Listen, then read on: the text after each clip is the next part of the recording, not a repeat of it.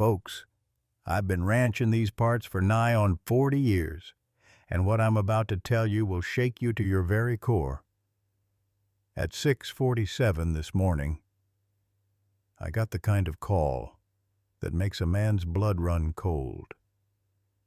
My prize Brahman heifer, Rosie, 7 months pregnant with what could be the finest calf this county's ever seen, was trapped in the coils of a 20-foot python that had no business being in East Texas. But here's the thing that'll stay with me till my dying day. Her mate Thunder, all 2,000 pounds of him, was standing guard over her like some kind of four-legged angel of mercy. That bull had been fighting that snake for 2 solid hours, blood streaming down his shoulders, exhaustion written in every labored breath. Yet he wouldn't budge. Not 1 inch. The veterinary team was 4 hours out. Nearest animal hospital was 2 hours away. And Thunder, well, that magnificent beast wouldn't let a soul get close enough to help. Sometimes the good Lord tests us in ways we never saw coming. And what happened next changed everything I thought I knew about love, loyalty, and what it means to protect family. Leave a like and share your thoughts in the comments, along with the city you're watching from now. Let's continue with the story. The morning mist hung over Lazy Creek Ranch like a shroud, and through it I could see Thunder standing sentinel over Rosie, his massive frame trembling with exhaustion, but his resolve unbroken. That python, thick as a man's torso and longer than my pickup truck, had wrapped itself around my gentle heifer with the kind of methodical cruelty that makes you question the natural order of things. I'm Jake Morrison. Been working this land since before most folks around here were born. Lost my beloved Sarah 5 years back to cancer, and my boy Billy 3 years ago in a ranch accident that still haunts my dreams. These days, it's just me, my ranch hand Maria Santos, and the animals that have become more family than livestock. Dr. Sarah Beth Coleman, our veterinarian, was racing over from 3 counties away, but time wasn't on our side. Thunder's story started 2 years back when I pulled him from an illegal fighting ring down in Mexico. That bull came to me broken, scarred, and mean as a rattlesnake. Most folks said I was crazy for taking him in, but something in his eyes reminded me of myself after Sarah passed. Lost, angry, but still fighting. Then came Rosie, a pregnant heifer from a bankrupt ranch, sweet as pie and gentle as morning rain. The moment Thunder laid eyes on her, something shifted. That ornery bull turned into the most devoted partner you ever did see, following her around like a lovesick teenager, sharing his feed, standing guard while she rested. Sarah used to say, "Animals know love when they see it, Jake. Sometimes better than people do." Now here they were. Thunder's wounds weeping blood, but his dark eyes never leaving Rosie's face. Every few minutes, he'd lower his great head and make these soft, rumbling sounds, like he was talking to her, telling her to hold on. The python had been squeezing for hours, and I could see Rosie's breathing getting shallower, more desperate. Maria arrived just as my radio crackled to life. "Jake, this is Doc Coleman. I'm 30 minutes out, but from what you're describing, we might not have 30 minutes. That calf inside her, if we lose the mother, we lose them both." Thunder seemed to understand every word. He lifted his massive head and looked straight at me with those intelligent brown eyes. And I swear on my Sarah's grave, that bull was trying to tell me something. His breathing was labored, his legs shaking from standing guard for so long. But there wasn't a quit in him. "That bull's got more heart than most men I know," Maria whispered, tears streaming down her face. Love don't quit when things get tough. Just then, the python tightened its grip. Rosie's eyes rolled back, showing white, and Thunder let out a roar that shook the very ground beneath our feet, a sound of pure anguish that I'll hear echoing in my nightmares forever. That roar from Thunder cut through me like a blade, carrying me back 2 years to the day everything changed on this ranch. The sound reminded me so much of my boy Billy's voice calling out during that terrible accident. And suddenly, I was drowning in memories I'd tried so hard to bury. It was a scorching August morning when the livestock trailer pulled up my drive, carrying the most broken-down bull I'd ever laid eyes on. Thunder stepped off that trailer like a warrior returning from hell, scarred, suspicious, and mad at the world. His hide was crisscrossed with old wounds from fighting, his left horn chipped from God knows what kind of abuse, and his eyes held the kind of darkness that comes from seeing too much pain. The Mexican authorities had raided an illegal fighting operation outside Tijuana, where they'd been forcing bulls to fight exotic animals for the entertainment of rich folks with more money than sense. Thunder had been their prize fighter, undefeated in 37 matches against everything from wild boars to mountain lions. But the cost of those victories was written all over his battered body.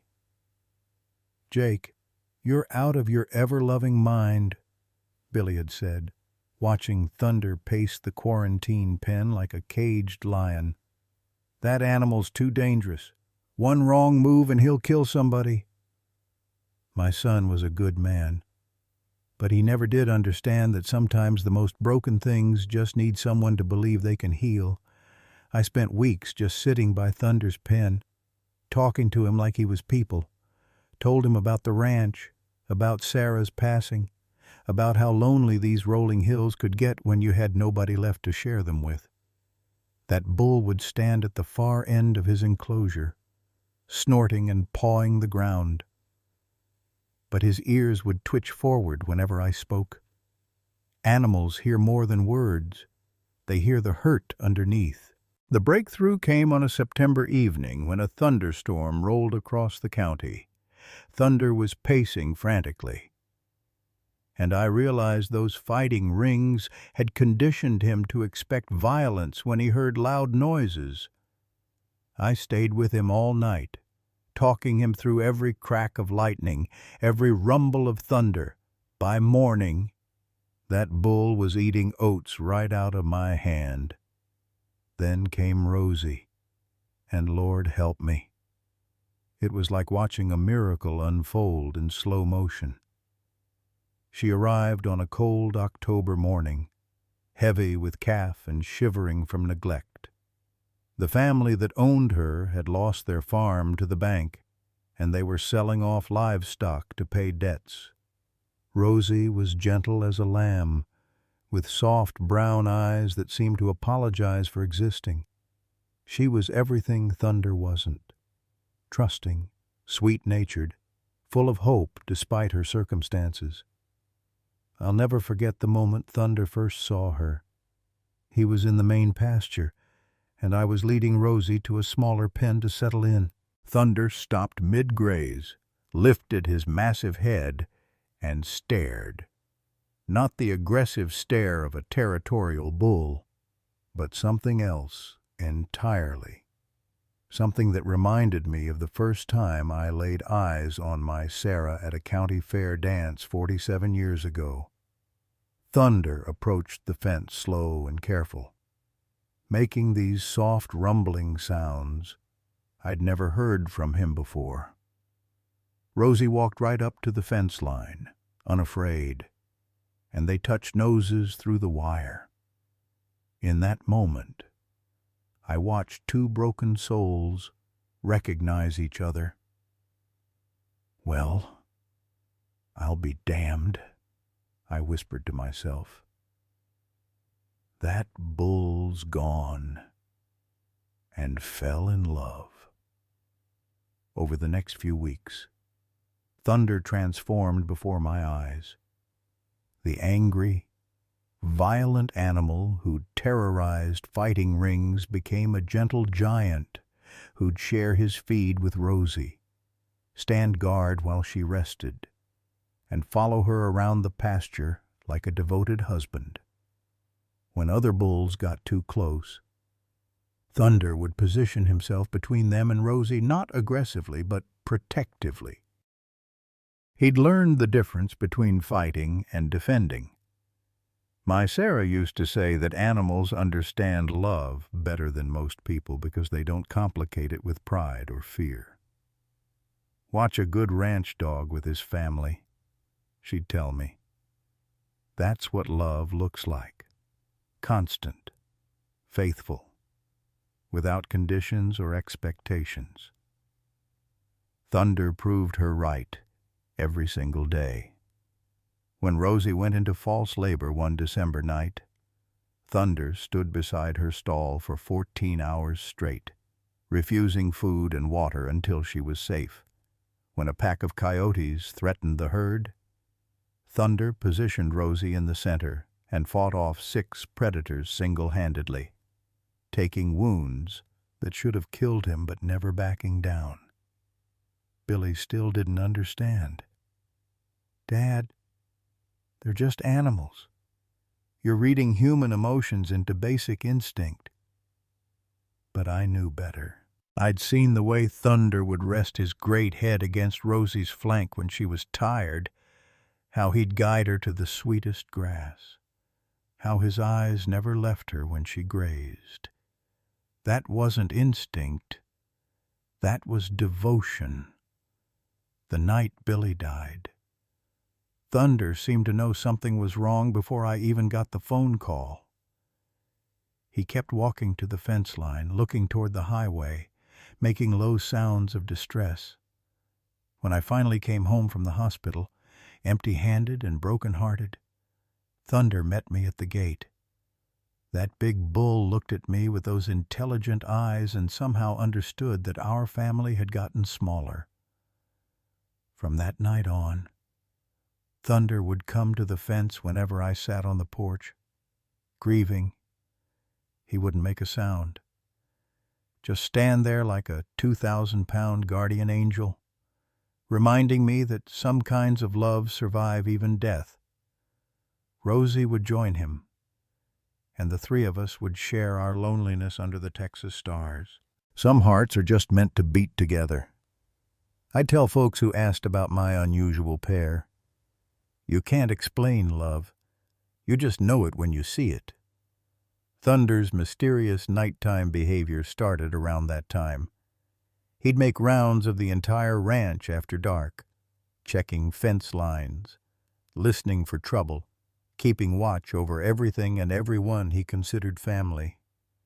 I'd see his silhouette moving through the moonlight like a ghost, always returning to Rosie's side before dawn.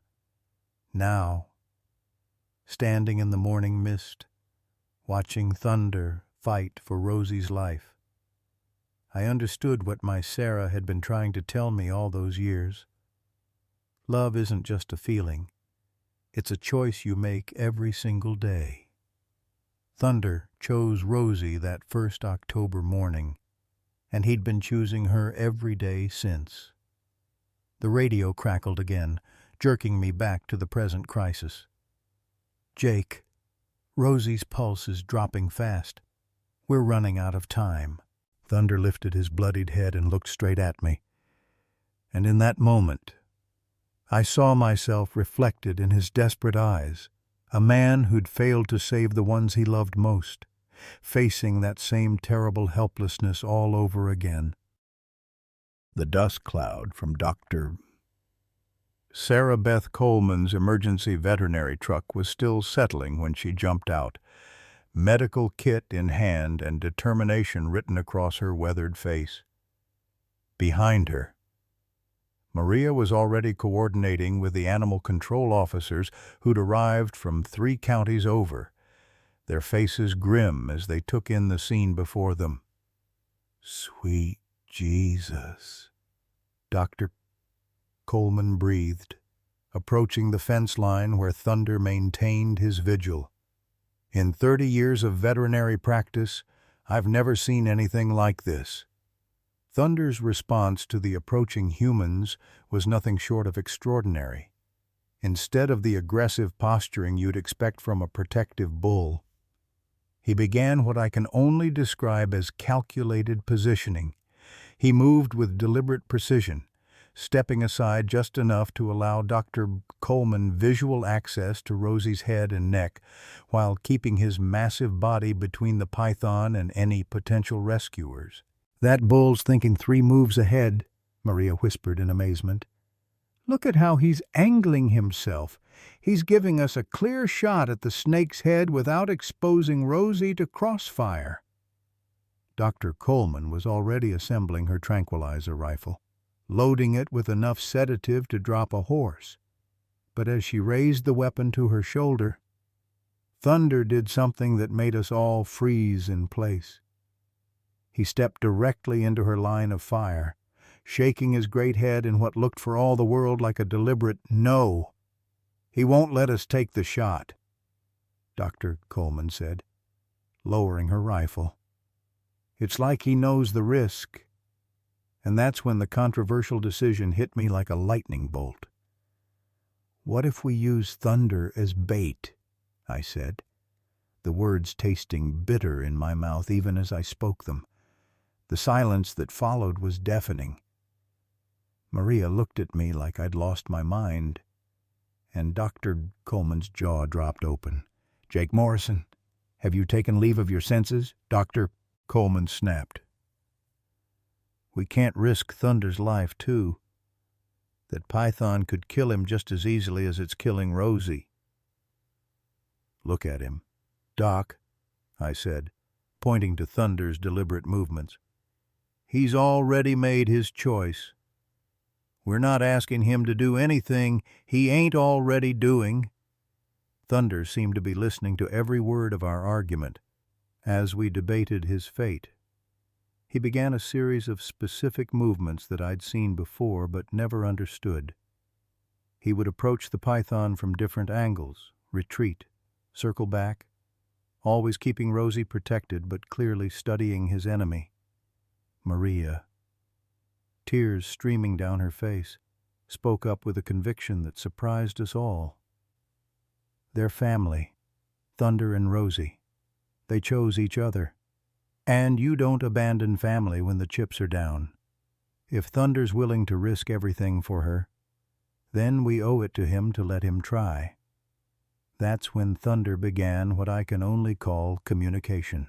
He started making a series of specific sounds, not the angry bellowing of an aggressive bull, but measured, almost conversational noises. Low rumbles, short huffs, even what sounded like questioning inflections. Each sound was accompanied by precise body language, and I realized with growing amazement that Thunder was trying to tell us his plan. "That bull's got more brains than most politicians," I muttered, watching Thunder's deliberate demonstration. "He's been studying that snake, learning its patterns." Dr. Coleman was watching Thunder with the intensity of a scientist observing a breakthrough. "Jake, I think you're right. Look at how he's moving. He's not acting on instinct anymore. He's strategizing." The shocking revelation hit me like a freight train as I watched Thunder position himself for what looked like an attack. Those scars covering his body weren't just from random violence. They were from specific, calculated encounters. Thunder had been trained to fight exotic animals in those Mexican fighting rings, and that experience was now his greatest weapon. But instead of the brutal assault I expected, Thunder began doing something that defied everything I thought I knew about animal behavior. He approached the python with measured steps, making those same conversational sounds. his head lowered in what almost looked like a submissive posture. "He's not going to attack," Dr. Coleman whispered in amazement. "He's trying to negotiate." Thunder's intelligence became crystal clear as we watched him work. Every movement was calculated, every sound deliberate. He would advance toward the python's head, make his rumbling vocalizations, then retreat slightly when the snake showed signs of tightening its grip on Rosie. It was like watching a master negotiator at work. "Sometimes you gotta trust what you can't understand," I said, remembering Sarah's words from years ago. "That bull knows something we don't."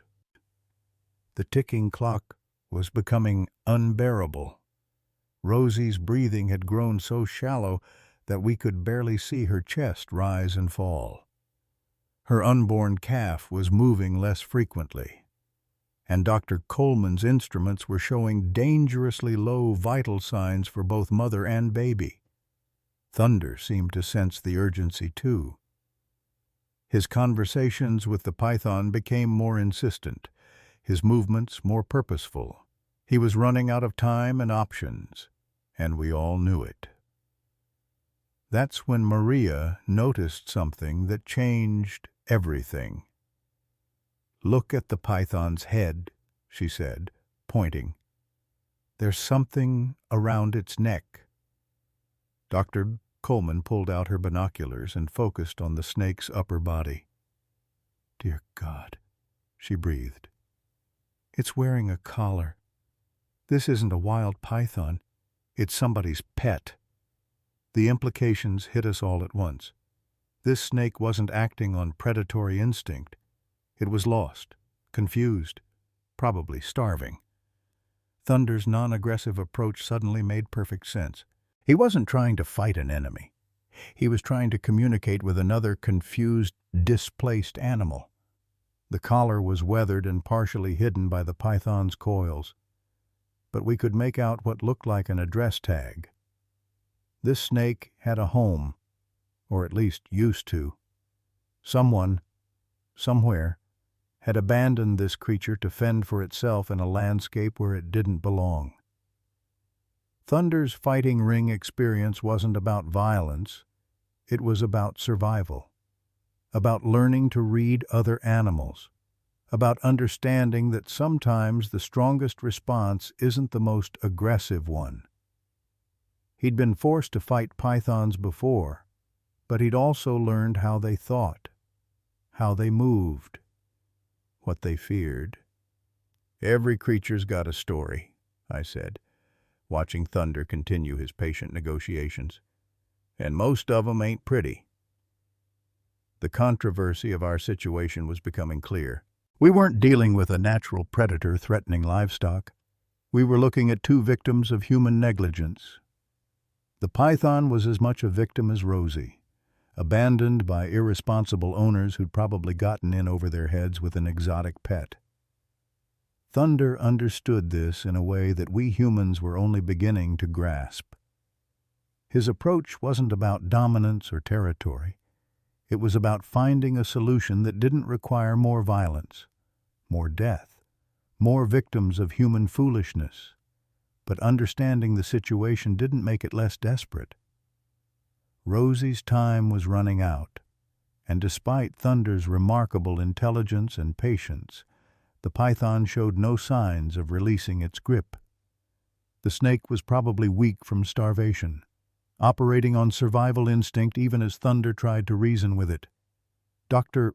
Coleman was preparing backup plans, surgical options that might save Rosie even if we couldn't free her from the python's coils. But any invasive procedure while she was still trapped was incredibly risky. Thunder seemed to sense our growing desperation. His negotiations with the python became more urgent, his body language more pleading. That proud, powerful bull was essentially begging for his mate's life, and the heartbreak of it was almost too much to bear. "You can't outrun your past," Maria said softly. watching Thunder use his painful history to try to save his future. But you can choose what to do with it. The python suddenly tightened its grip again, and Rosie's eyes rolled back, showing white. Thunder's anguished bellow shook the ground, and for a moment we thought we'd lost her. But then something happened that none of us could have predicted. The python's grip loosened slightly, almost as if it had heard something in Thunder's cry that reached through its confusion and fear. Thunder had found a frequency of communication that the python understood. But whether it would be enough to save Rosie remained terrifyingly unclear. What happened next defied everything I thought I knew about animal intelligence and communication. Thunder wasn't preparing to attack the python. He was having a conversation with it. The sounds coming from that magnificent bull weren't the aggressive bellows of a territorial male, but a series of measured, almost musical vocalizations that seemed to carry meaning beyond anything I'd witnessed in 40 years of ranching. The python's response was equally astonishing. Instead of the defensive hissing you'd expect from a cornered predator, the massive snake began to loosen its grip on Rosie, just slightly, as if responding to Thunder's vocal cues. Its head turned toward Thunder with what could only be described as recognition. "That's impossible," Dr. Coleman whispered, her veterinary training warring with the evidence before her eyes. "Snakes don't communicate like that. They don't respond to mammalian vocalizations." But Maria was already moving, her sharp eyes catching something the rest of us had missed. She climbed over the fence with the fearless determination of a woman who'd grown up around livestock, approaching the python's tail end where a weathered leather collar was barely visible beneath the coils. "Jake, look at this," she called out, carefully working to expose more of the collar without startling the snake. "There's an address tag, and it's from one of those fancy estates up in Highland Park, you know, where the oil money folks live." The implications hit me like a sledgehammer. Highland Park was 3 hours north of here, one of the wealthiest neighborhoods in Texas, where people collected exotic pets like trophies and thought money could solve any problem their whims created. Thunder seemed to understand that we'd made a breakthrough. His vocalizations became more insistent, more rhythmic, and I realized with growing amazement that he was using sounds he'd learned in those fighting rings, not battle cries, but the specific calls handlers use to control animals during matches. "Sweet Mother of God," I breathed as the pieces fell into place. Thunder's not just talking to that snake, he's giving it commands. Commands it was trained to respond to. Dr. Coleman was frantically working her satellite phone, trying to track down information about the address on the collar. Meanwhile, the python continued to respond to Thunder's directions, loosening its grip incrementally with each vocal cue. The backstory that emerged over the next few minutes was both heartbreaking and infuriating. The Highland Park address belonged to the Blackwood family, oil executives who'd made headlines 2 years ago for their messy, expensive divorce. According to Dr. Coleman's contacts, they'd abandoned their estate during the proceedings, leaving behind not just property but a private zoo's worth of exotic animals. "The neighbors have been complaining for months about escaped animals," Dr. Coleman reported, her voice tight with anger. "Apparently the Blackwoods just walked away from everything. Pythons, big cats, even a couple of bears. The city's been trying to round them up, but they keep missing some." Thunder's intelligence became even more remarkable as this revelation sank in. He wasn't just communicating with the python. He was drawing on his traumatic past to help another animal that had been abandoned by the very humans who should have protected it. The python, we realized, wasn't acting as a predator. It was acting as a creature that had been trained to constrict on command, probably as part of some twisted entertainment for wealthy guests. Now, starving and confused, it was following the only behavioral patterns it knew. Thunder's scarred hide told the story of countless forced encounters with animals just like this python, creatures that had been turned into weapons for human amusement. But instead of letting that trauma make him bitter, Thunder was using his hard-won knowledge to save not just Rosie, but the python itself. "That bull's showing more compassion than the people who created this mess," Maria said, tears streaming down her face as she watched Thunder patiently work with the snake. The controversy of our situation was becoming clear to everyone involved. The arriving news crews, the gathering crowd of neighbors, the animal control officers, everyone had an opinion about what should be done. Half the crowd was screaming for the python to be destroyed immediately, while others argued for finding a way to save both animals. Thunder, meanwhile, continued his remarkable demonstration of interspecies communication. He would approach the python's head, make specific sounds, then retreat when the snake responded correctly by loosening its grip.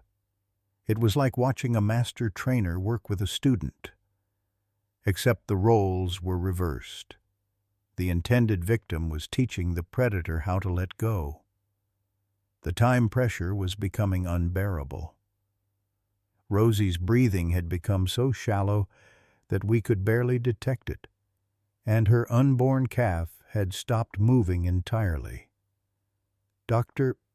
Coleman was preparing emergency surgical equipment, knowing that we might have only minutes to save both mother and baby. But Thunder seemed to sense something the rest of us couldn't. His communications with the python became more urgent, more complex. He began incorporating physical movements, specific steps, head gestures, even what looked like ritualistic positioning that must have been part of the fighting ring protocols. That's when the python did something that made everyone fall silent. It began to uncoil itself from Rosie. Not completely, but systematically, starting from her hindquarters and working toward her head. The snake was following a specific pattern, as if responding to a sequence of commands it remembered from its training. "He's doing it," Dr. Coleman whispered in amazement. "Thunder's actually convincing it to let her go." But just as hope began to surge through all of us, something went terribly wrong. The python suddenly tightened its grip again, more violently than before, and Rosie's eyes rolled back until only the whites showed. Her body went completely limp, and the monitoring equipment Dr. Coleman had managed to attach began showing flatline readings. Thunder's response was heartbreaking. The proud, powerful bull collapsed to his knees beside Rosie, making sounds of grief so primal and anguished that several people in the crowd began openly weeping. He pressed his great head against Rosie's neck, his whole body shuddering with what could only be described as sobs. The python, perhaps sensing the change in Thunder's demeanor, began to loosen its grip once again, but it was too late. Rosie wasn't breathing, and her calf hadn't moved in over an hour. That's when Thunder did something that will haunt me for the rest of my days. He looked up at me with those intelligent brown eyes, and I saw in them a reflection of my own grief when I lost Billy, when I lost Sarah. He was asking me, as clearly as if he'd spoken the words, to help him save the only family he had left. Dr. Coleman was already moving with the desperate efficiency of someone who'd pulled animals back from the brink of death countless times before. She began CPR on Rosie while Thunder maintained his vigil, never moving from her side, never stopping his soft vocalizations that seemed to be calling her back from wherever she'd gone. The python, meanwhile, had completely released its hold and was slithering away toward the fence line. But instead of fleeing, it coiled itself into a defensive position and waited, as if it understood that its fate was now tied to the outcome of this desperate rescue attempt. Thunder's faith in Dr. Coleman was absolute, even as she worked frantically to restart Rosie's heart, injecting stimulants and performing chest compressions.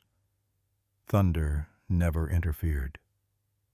He seemed to understand that this human was fighting the same battle he'd been fighting, the battle to keep love alive in the face of impossible odds. The minutes stretched like hours. Doctor. Coleman worked with sweat pouring down her face, her hands never stopping their rhythmic compressions on Rosie's chest.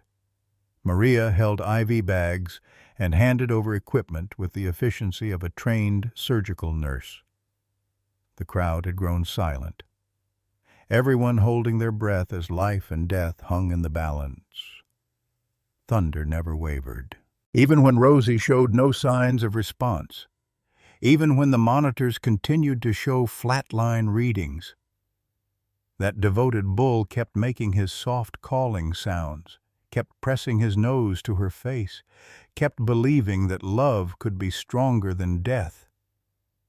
And then, just when it seemed like we'd lost her forever, Rosie's chest rose with a shallow, gasping breath.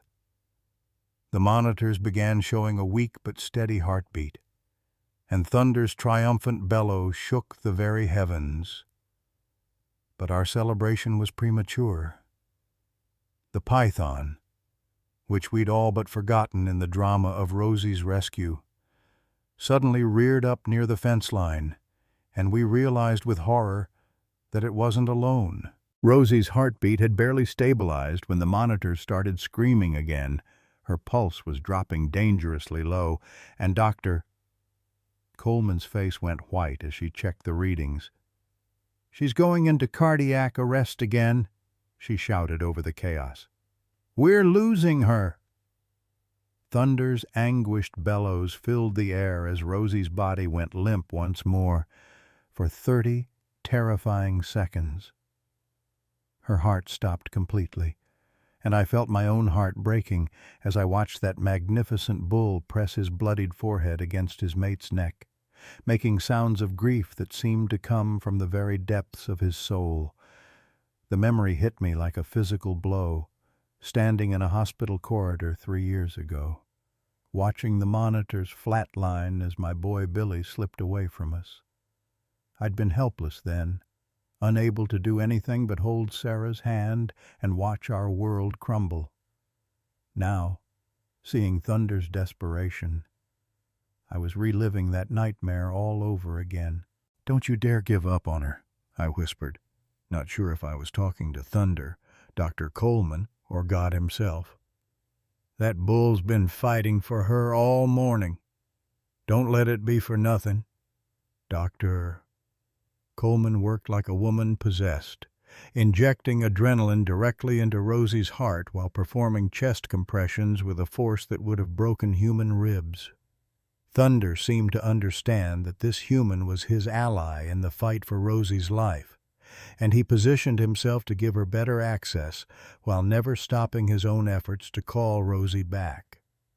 That's when my mind drifted back to a summer evening 2 years ago, when I'd found Thunder and Rosie together for the first time. I'd been checking the herd before dark, and there they were in the far pasture, Thunder standing guard while Rosie rested in the grass, her head on his massive foreleg like a pillow. The sight had taken my breath away because it reminded me so much of Sarah and me in our early days, when love was new and everything seemed possible. Thunder had been different that night, gentler somehow. Like Rosie's presence had awakened something in him that the fighting rings had tried to destroy. They'd found each other in the darkness of their separate traumas, and watching them together had given me hope that maybe broken things could still heal if they had the right kind of love. The harsh beeping of the monitors jerked me back to the present crisis. Rosie's heart was beating again, weak but steady, and Dr. Coleman was preparing emergency equipment for what looked like an immediate cesarean section. "The calf's in distress," she announced grimly. "If we don't deliver now, we'll lose them both." But we had another problem. The python hadn't left. It had retreated to a spot near the fence where a clutch of eggs lay partially buried in the soft earth. The snake was protecting its own offspring, just as Thunder was fighting for his family. The moral complexity of our situation was becoming overwhelming. The news crews had arrived in full force, their cameras capturing every moment of the drama unfolding in our pasture. The story was already going viral on social media, footage of Thunder's devotion, his remarkable communication with the python, and now Rosie's desperate fight for life. Comments were pouring in from around the world, some calling Thunder a hero, others demanding the python's immediate destruction. The community was splitting down the middle. Local ranchers who understood the practical realities of livestock management were arguing for decisive action to eliminate the threat. But animal rights activists were arriving by the hour, setting up protest signs and demanding that both animals be saved. The situation was spiraling beyond anything we could control. Thunder seemed oblivious to the human drama surrounding him. His entire world had narrowed to the circle of grass where Rosie lay, fighting for her life. He hadn't eaten or drunk water in over 6 hours. His own wounds were still bleeding, but his focus never wavered from his mate and their unborn calf. Maria was coordinating with the arriving veterinary team, a group of specialists Dr. Coleman had called in from the state university. They brought portable surgical equipment and expertise in high-risk deliveries, but they also brought more controversy. Half the team wanted to prioritize Rosie's life, while others argued for trying to save the calf, even if it meant risking the mother. The debate was academic to Thunder. He'd already made his choice clear through his actions. Rosie came first, always and completely. When the surgical team tried to position their equipment, Thunder allowed them access but remained close enough to intervene if anything went wrong. His trust was conditional and constantly evaluated. Dr. Coleman began the delicate process of preparing Rosie for emergency surgery. But the anesthesia presented a life-threatening risk to an animal already in cardiac distress. Thunder seemed to sense the danger, becoming increasingly agitated as the medical team worked around his mate. That's when something remarkable happened. Dr. Coleman, perhaps remembering her own losses, began talking to Thunder as she worked. "I know you're scared, big guy," she said softly while prepping Rosie's surgical site. "I lost a baby once, too, years ago. But I'm going to fight for your calf the same way you've been fighting for Rosie." Thunder's response was immediate and profound. He calmed visibly. His breathing slowed, and he positioned himself so that Rosie could feel his presence without interfering with the medical procedure. It was as if Dr. Coleman's words had created a bond of understanding between human and animal grief. The surgery began under the most primitive conditions imaginable, in an open pasture, with a crowd of spectators, protesters, and news crews documenting every moment. Dr. Coleman worked with the focused intensity of someone who'd been given a second chance to save what couldn't be saved before. Thunder maintained his vigil throughout the procedure, making soft sounds that seemed to reassure both Rosie and the humans working to save her. When the calf's heartbeat appeared on the monitors, weak but present, Thunder's relief was visible in every line of his massive body. But the python situation was becoming more complicated by the hour. Animal control officers were arguing with wildlife specialists about the best way to relocate a mother snake protecting eggs. The snake couldn't be moved safely without destroying her nest. And destroying the nest seemed cruel after everything we'd learned about abandonment and responsibility. The controversy reached a boiling point when a group of protesters tried to form a human chain around the python's nesting area, while local ranchers demanded immediate action to remove what they saw as a continuing threat to livestock. Thunder, exhausted and stressed, began showing signs of the aggressive behavior he'd displayed when he first arrived at the ranch. The situation deteriorated rapidly when someone in the crowd threw a rock at the python, causing it to rear up defensively. Thunder immediately moved to place himself between the snake and the crowd, not to protect the python necessarily, but to maintain control over a situation that could threaten Rosie's recovery. Dr. Coleman was fighting to save both mother and calf when Rosie's blood pressure crashed again. The combination of trauma, surgery, and stress was pushing her body beyond its limits. Thunder seemed to sense the crisis, pressing closer to his mate and making sounds of such desperate encouragement that even the protesters fell silent. The calf's heartbeat was growing stronger, but Rosie was weakening with every passing minute. We were faced with the nightmare scenario every rancher dreads, choosing between saving the mother or the baby. Knowing that Thunder would never forgive us if we made the wrong choice. Thunder made the choice for us. As Dr. Coleman struggled to control Rosie's bleeding, Thunder did something that defied every instinct of a protective male. He stepped back, giving the medical team complete access to his mate, and began making sounds that seemed to be giving Rosie permission to let go if she needed to.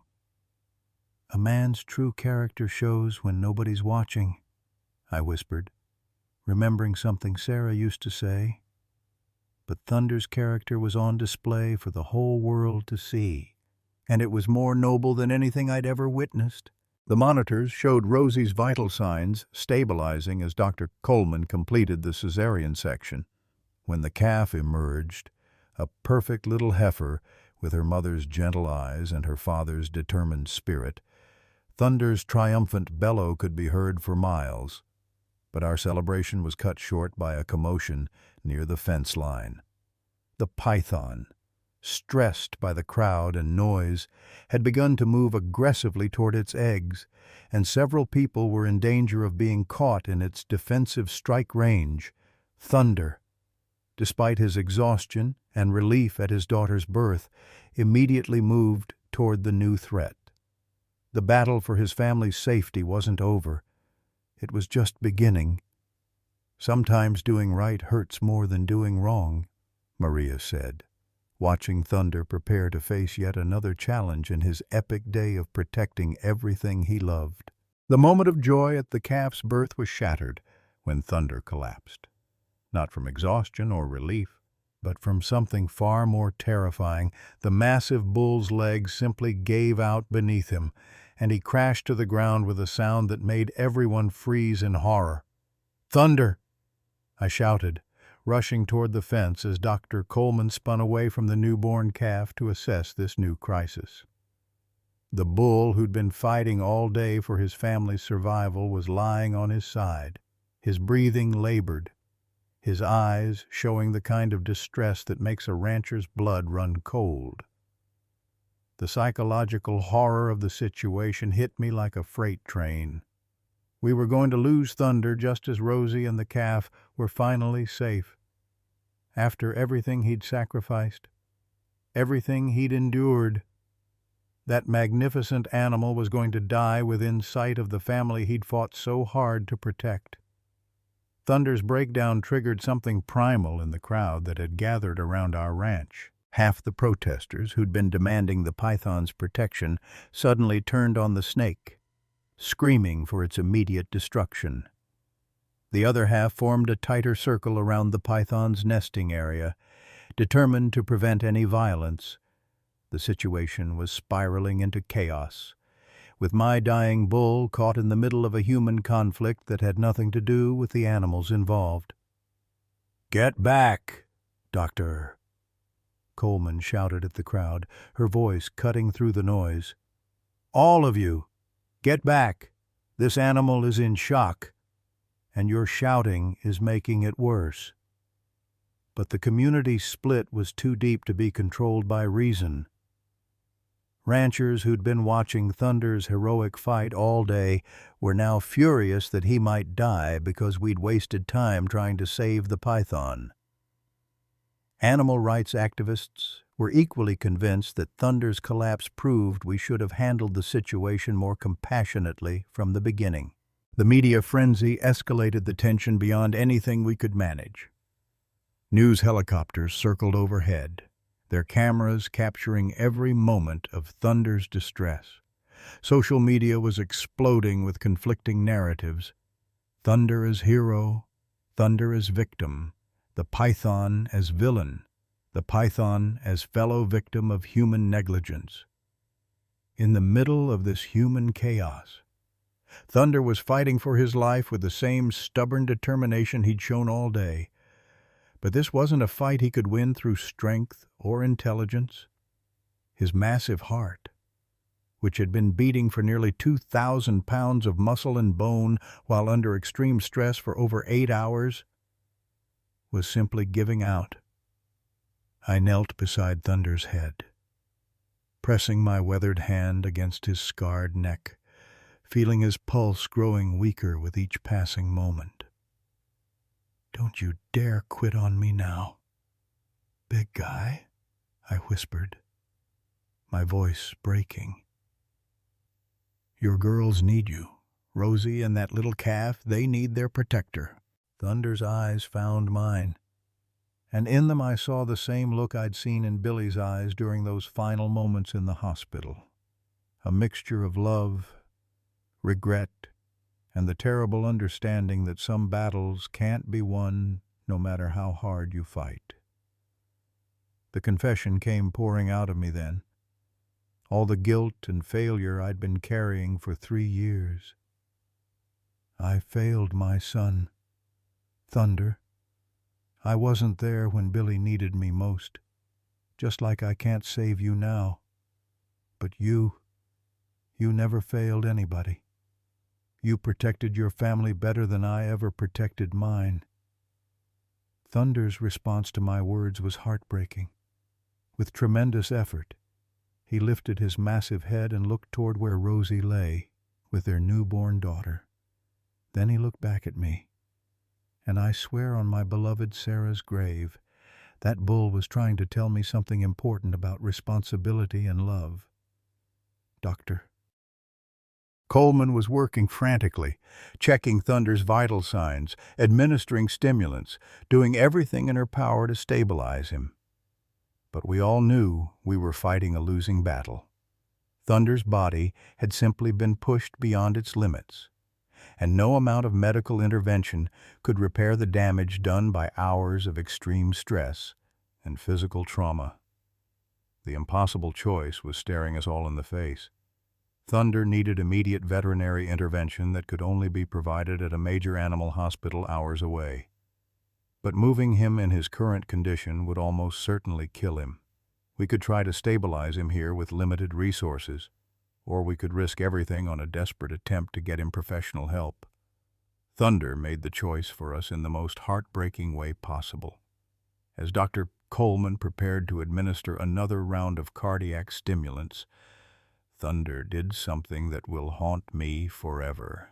He struggled to his feet, swaying dangerously, and walked the few yards to where Rosie lay with their calf, using what had to be the last of his strength. Thunder positioned himself protectively over his family one more time. He nuzzled the newborn calf gently, then pressed his forehead against Rosie's neck in a gesture of love so pure and desperate that it broke something inside everyone watching. The crowd fell silent as they realized what they were witnessing.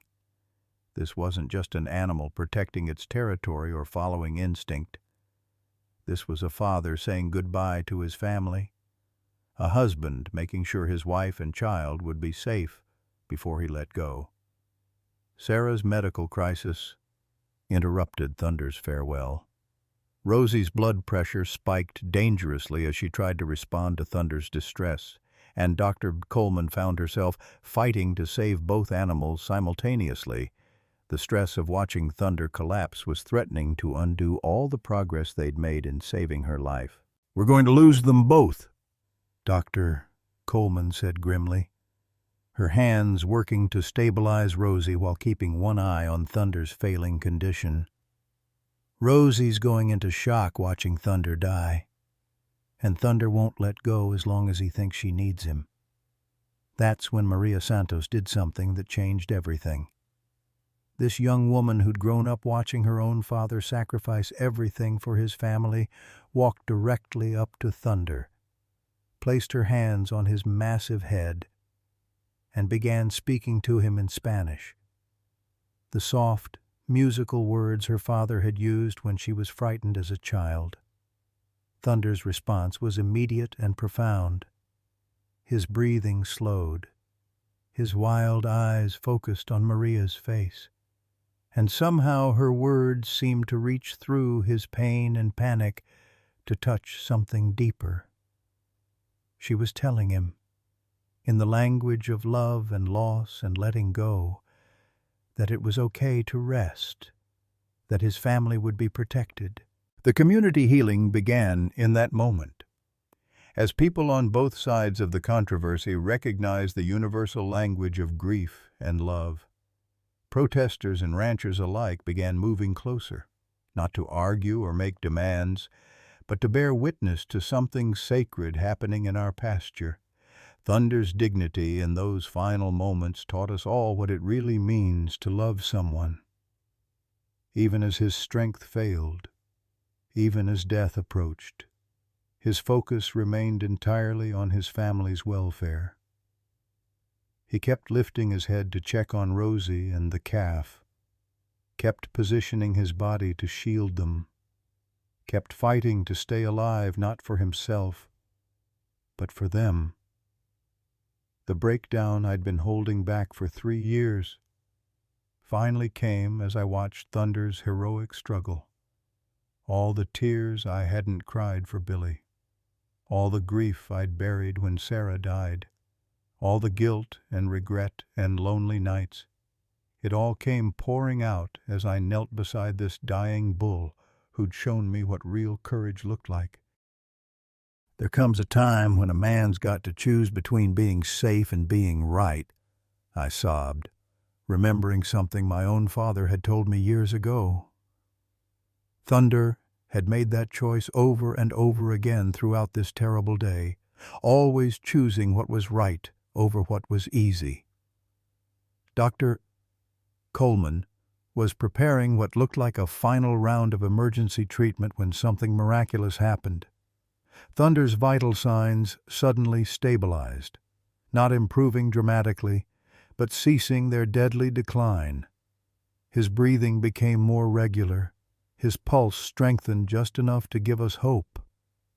"Faith ain't faith till it's all you got left," I whispered, watching Thunder summon reserves of strength that shouldn't have existed. But this wasn't just stubborn determination anymore. This was love giving Thunder the power to transcend his physical limitations. The python situation resolved itself in the strangest way possible. As if sensing that the real drama was playing out elsewhere, the snake began moving its eggs toward the fence line farthest from the crowd. Animal control officers were able to safely relocate the entire family without violence or further controversy. Thunder seemed to understand that the immediate threats to his family were over. His collapse hadn't been just physical exhaustion. It had been the emotional crash that comes when someone who's been running on pure adrenaline and determination finally allows themselves to feel the full weight of what they've endured. As the sun began to set over Lazy Creek Ranch, casting long shadows across the pasture where this epic drama had unfolded, Thunder lay beside his family with the quiet satisfaction of a job well done. But we all knew that the real test was just beginning, whether this magnificent animal would survive the aftermath of his heroic day. The bond between Thunder and his family had been tested by crisis and proven unbreakable, but the cost of that loyalty was written in every labored breath, every tremor in his massive frame, every moment of weakness that reminded us how close we'd come to losing everything. What happened next defied every expectation we had about Thunder's condition, and revealed a truth so shocking that it changed everything we thought we understood about this remarkable bull. As Dr. Coleman worked frantically to stabilize his vital signs, Thunder did something that made us all stop and stare in amazement. He wasn't dying. He was giving. The revelation hit Dr. Coleman first as she monitored the portable IV equipment she'd rigged between Thunder and Rosie. "My God," she whispered, her voice filled with awe and disbelief. "He's not collapsing from exhaustion. He's conducting a blood transfusion. Thunder is literally giving his life force to save Rosie." The sophisticated understanding this required was staggering. Somehow, Thunder had learned to recognize the signs of blood loss and shock from watching veterinary procedures over the years. He'd positioned himself precisely to allow the IV line Dr. Coleman had established to flow from his robust circulatory system into Rosie's weakened body. The shocking truth about Thunder's medical knowledge became clear as we watched him adjust his position to optimize the transfusion flow. This wasn't instinct or coincidence. This was learned behavior from a bull who'd been present during Billy's final moments in the ranch 3 years ago. I'd never told anyone the full story of Billy's accident. Couldn't bear to relive those horrible hours when my son lay bleeding in the pasture after being thrown from his horse. But Thunder had been there, watching from the fence line as the paramedics worked desperately to replace the blood Billy was losing. That bull had witnessed every procedure, absorbed every technique, and somehow retained the knowledge for this moment. Thunder saw Billy die. I confessed to Dr. Coleman, my voice breaking with the weight of 3 years of suppressed grief. He watched the paramedics try blood transfusions, watched them fail to save my boy. Now he's trying to prevent another loss the only way he knows how. The emotional devastation of this revelation was overwhelming. Thunder hadn't just been fighting to save Rosie. He'd been fighting to prevent me from experiencing the same loss that had nearly destroyed me when Billy died.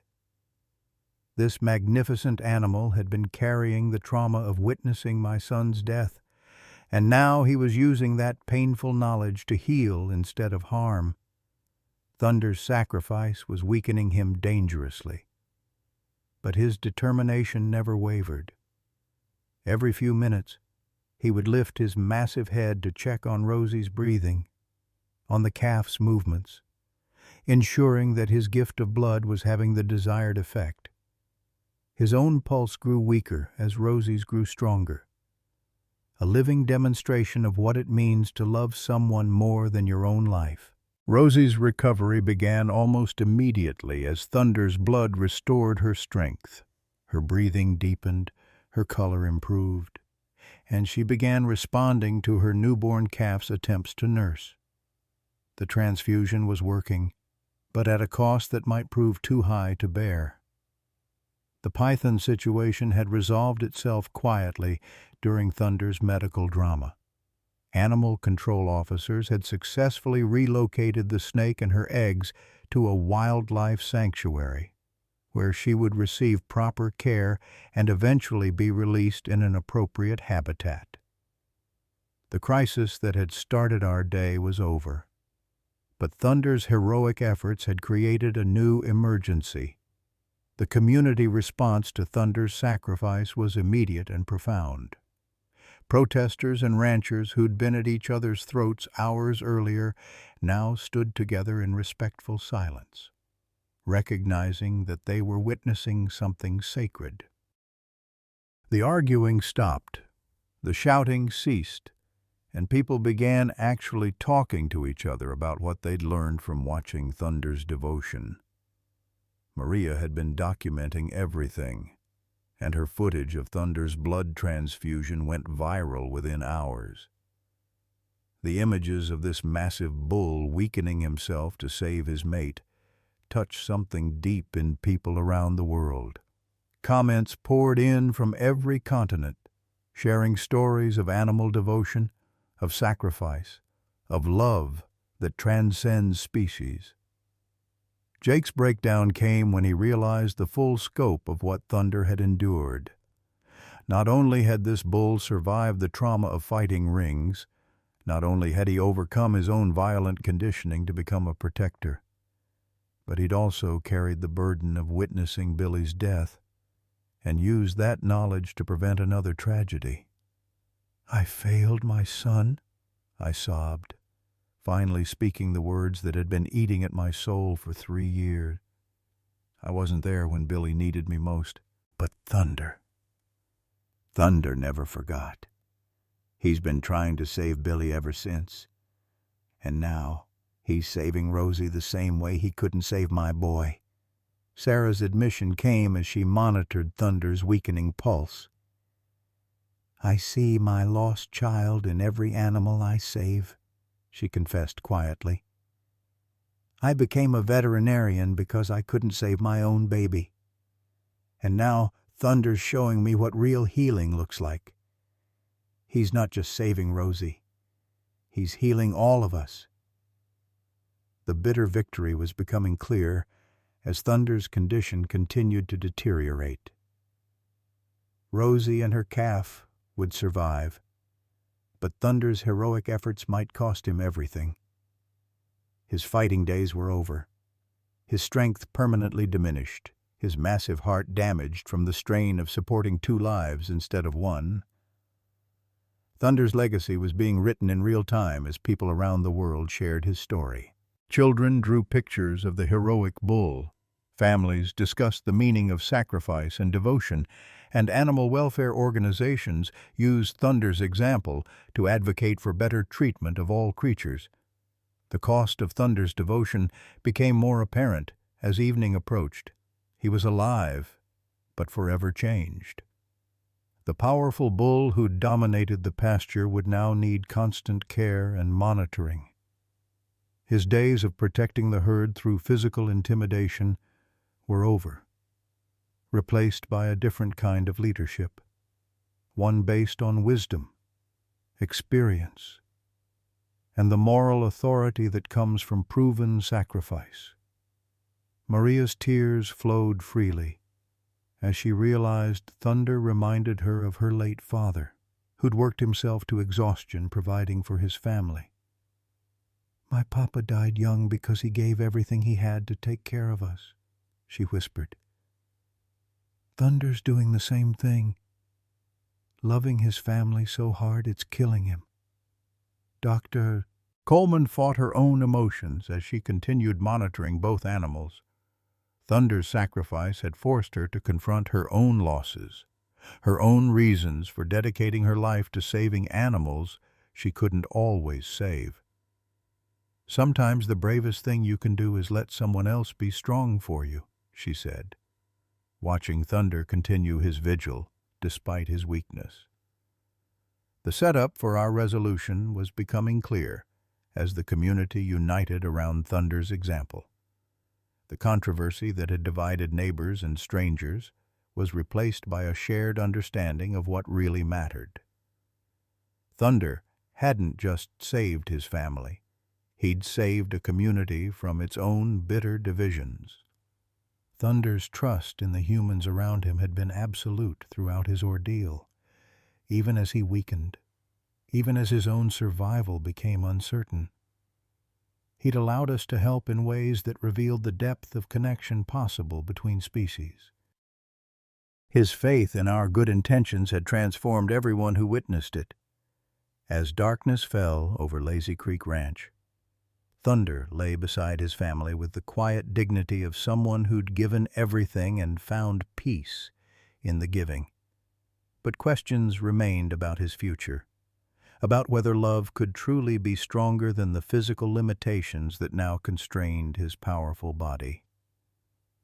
Love ain't always pretty, but it's always worth it, I said softly, watching Thunder's chest rise and fall in the rhythm of a heart that had proven its capacity for sacrifice beyond anything I'd ever imagined possible. 1 year later, on a golden summer morning that seemed blessed by heaven itself, I stood at the pasture fence watching a scene that still brings tears to these old eyes. Thunder moved slowly across the grass, his once powerful stride now measured and careful, but his dignity intact as he supervised his growing family. Little Hope, that's what we named Rosie's calf, was now a spirited yearling with her mother's gentle nature and her father's protective instincts. She stayed close to Thunder, not because she feared danger, but because she understood that this great bull was the reason she drew breath. Rosie grazed peacefully nearby, her health fully restored, her devotion to Thunder deeper than ever. The transformation in Thunder was remarkable to witness. Though his days of physical dominance were behind him, he'd found a new purpose as the ranch's gentle giant. Children from 3 counties over came to meet the bull who'd become a living legend, and Thunder seemed to understand his role as teacher and inspiration. Maria Santos Coleman, she'd married Dr. Sarah Beth 6 months ago in a ceremony where Thunder served as ring-bearer, carrying the wedding bands in a silk pouch tied to his massive horns, now managed the educational programs at what had become the Thunder Ridge Animal Sanctuary. Every week, school groups visited to learn about animal intelligence, devotion, and the bonds that connect all living creatures. The community that had been divided by controversy was now united by purpose. The ranch had become a healing place for both animals and humans, where folks came to remember what really mattered in life. Thunder's story had inspired new laws protecting abandoned exotic animals and stricter regulations for people who wanted to own creatures they couldn't properly care for. Thunder's bloodline continued through Hope and 3 other calves born that spring, each inheriting his protective instincts and remarkable intelligence. The sanctuary was expanding to accommodate other animals who needed second chances, guided by the principles Thunder had taught us about redemption and unconditional love. As evening approached and Thunder made his way to the oak tree where he and Rosie shared their daily sunset ritual, I thought about the journey that had brought us all here. That old bull had taught us that love ain't just for people, that courage comes in many forms, and that sometimes the greatest strength is found in gentleness. Some stories are too good to be true, I told my grandson as we watched Thunder's family settle in for the night. But this one's got more truth than most folks can handle.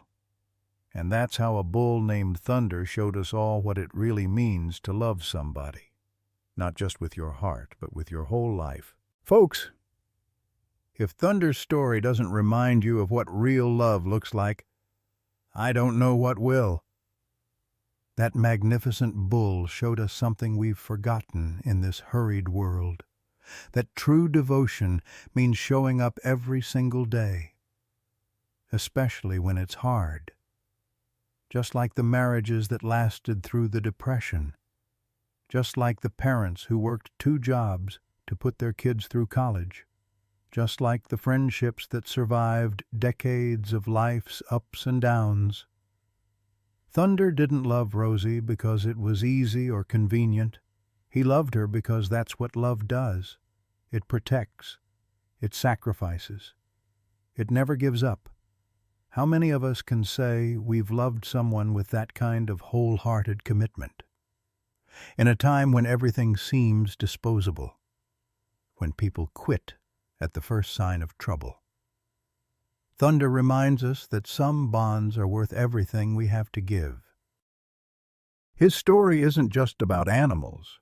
It's about the kind of love that built this great nation, the kind that held families together through war and hardship, the kind that made ordinary people do extraordinary things. That's the love our grandchildren need to see, the love that makes life worth living. Share your thoughts. What moment in your own life taught you the true meaning of unconditional love? Have you ever witnessed devotion like Thunder's in your own family or community? Drop a comment below. Your story might inspire someone else today.